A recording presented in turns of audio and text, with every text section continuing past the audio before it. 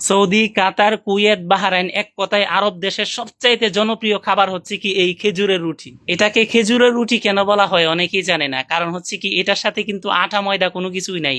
এটার সাথে রয়েছে খেজুরের গুড় এবং খেজুরের রস এবং তরতাজা খেজুর হচ্ছে কি এরকম ভাবে চিপটা এটার রস এখানে দিয়েছে, আর হচ্ছে কি গমের গুঁড়া, এই দুইটা দিয়ে একসাথে মিশ্রিত করে আদি যুগের পদ্ধতিতে কত বড় পাতিলার মধ্যে হাত দিয়ে কিন্তু খেজুর রুটি বানাইতেছে। এটার যে কি স্বাদ, অনেক বাংলাদেশি প্রবাসীরা খেয়েছে, তারা বলতে পারবে এটার এত স্বাদ এই জন্যই কারণ হচ্ছে কি এটার সাথে খেজুরের রস এবং বিভিন্ন উপকারী জিনিস রয়েছে, এই জন্য এটার স্বাদ একটু ভিন্ন রকম।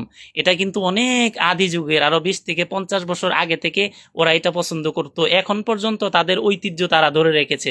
দেখুন কত বড় বড় রুটি, এই রুটিগুলার কিন্তু অনেক দাম, যারা বানায় তাদের কিন্তু অনেক দাম আছে। অনেক মানুষ আছে হচ্ছে কি 1 ঘন্টা এই রুটি বানায় দিলে তাদেরকে 1500 রিয়াল 1000 রিয়াল পর্যন্ত দেয়। তার মানে হচ্ছে কি 1 ঘন্টা যদি কেউ এরকম রুটি বানা, তাদের মজুরি হচ্ছে কি 30 থেকে 40,000 টাকা।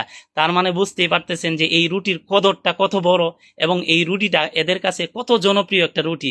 হাত দিয়ে বানাইতে হয়, মেশিনের কোনো কারবারই নাই এখানে, ঠিক আছে। সম্পূর্ণ হচ্ছে কি আদি যুগের পদ্ধতিতে। দেখুন দেখা যায় এটা হচ্ছে কি উপরে দেওয়ার পরে উপরে যেগুলা অবশিষ্ট থাকে ওইগুলা আবার ফেলে দেয়। যেই রুটিটা যেই তাওয়ার উপরের যে অংশগুলা থাকে ওইগুলা কিন্তু খাবে না, যেটা তাওয়ার সাথে একবারে বাজ্যা থাকবো, পাতলা একবারে চিচের মতো উঠবে, ওইটা কিন্তু ওরা খাবে। ওইটা 5 থেকে 6 মাস পর্যন্ত যদি গড়েও রাইখা দেন তারপরেও কিন্তু ওরা মসমস থাকবে। এটা এটা এমন একটা জিনিস দেয়া তৈরি হয়, এই যে দেখুন উঠাইতেছে, এত পাতলা, মাশাল্লাহ এত মজা।